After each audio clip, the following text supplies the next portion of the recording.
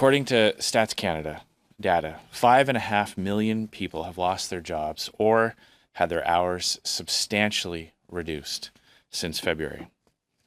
Small businesses across the country have been forced to close their doors, and unfortunately, despite their best efforts, many will never reopen.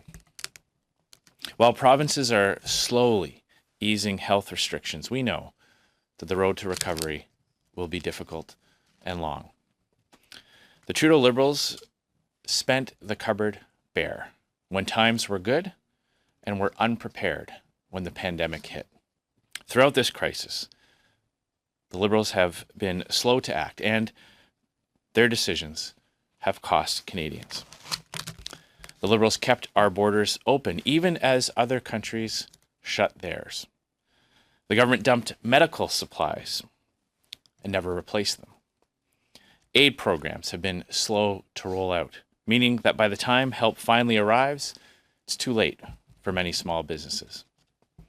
Trudeau promised that programs would be fixed as time went on, just like Bill Morneau promised that help for the energy sector would be coming in, quote, hours or days. Both have proven to be untrue. While speed might have been of the essence in March, we are now in May. And every day, Conservatives hear from entrepreneurs and workers who are falling through the cracks. Overwhelmingly, the Liberals are ignoring the problems facing so many small and medium-sized business owners and the people who work there. Instead of listening and fixing the gaps in existing programs, Justin Trudeau is letting Canadians down. Self-employed or family-run businesses who receive dividends can't access the wage subsidy. Neither can seasonal businesses or project companies that receive lump sum payments.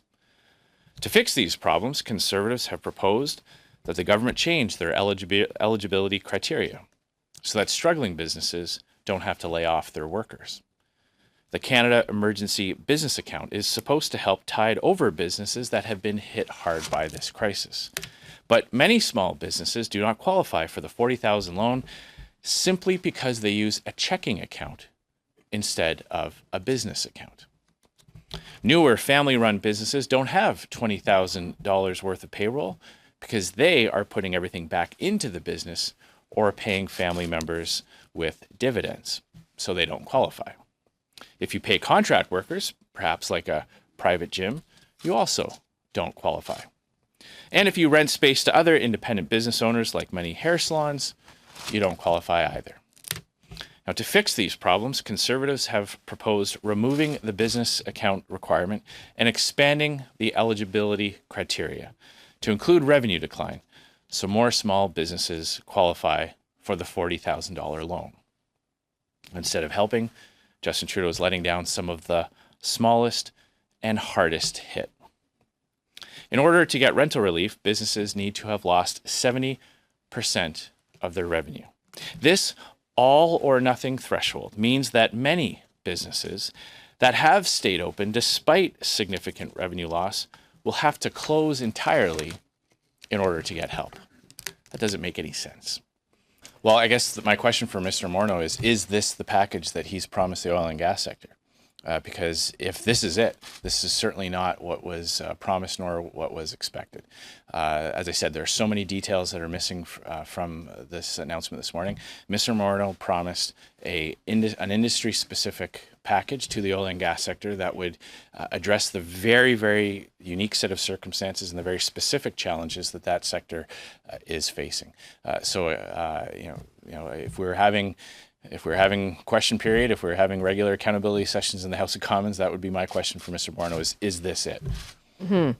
Last week, when the Prime Minister was asked to comment on some of the remarks made by other opposition leaders, including the Green Party and the Bloc Québécois, about oil being dead, he certainly backed away from that.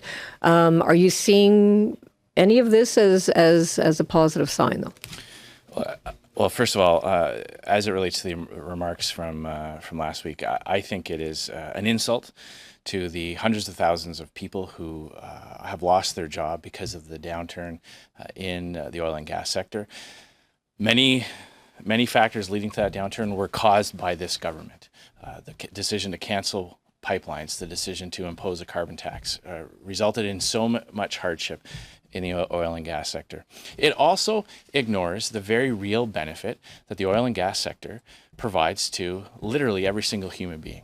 The wonders of modern technology, the ability to get fresh fruits and vegetables in the winter, the ability to heat our homes, the benefits that the oil and gas sector provides to the world. Those comments completely ignore that. It also ignores the contribution that Canada makes and that our oil and gas sector makes to making the world a better place. When a barrel of oil is taken out of the ground in Canada, it benefits Canadians. It's taken out of the ground at the highest environmental standards, the highest labor standards. Contrasting that to oil taken out of the ground in regimes that abuse human rights, that fund international terrorist organizations.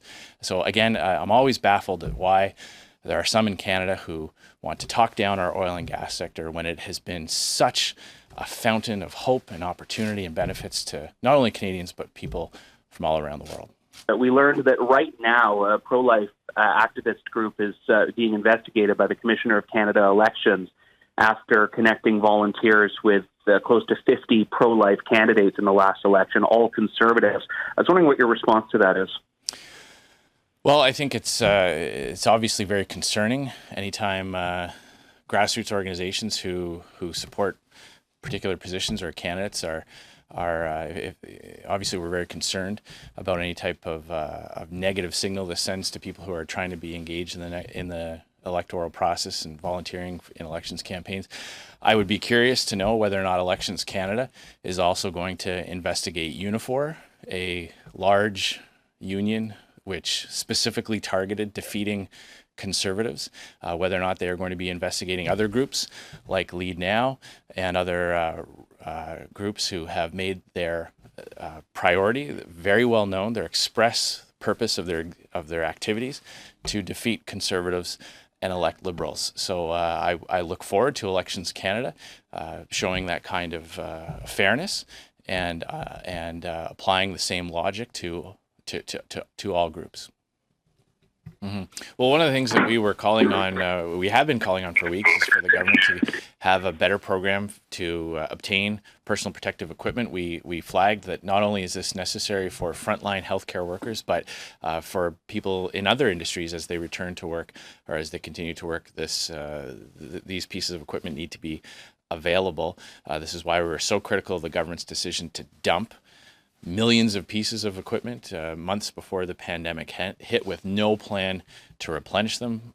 So this is, again, something that the federal government has not been able to support provincial plans to gradually lift restrictions and allow people to go back to work because of their failure to obtain the necessary equipment. Thanks for that. But what would you do about them right now? What would you do to improve the working conditions now?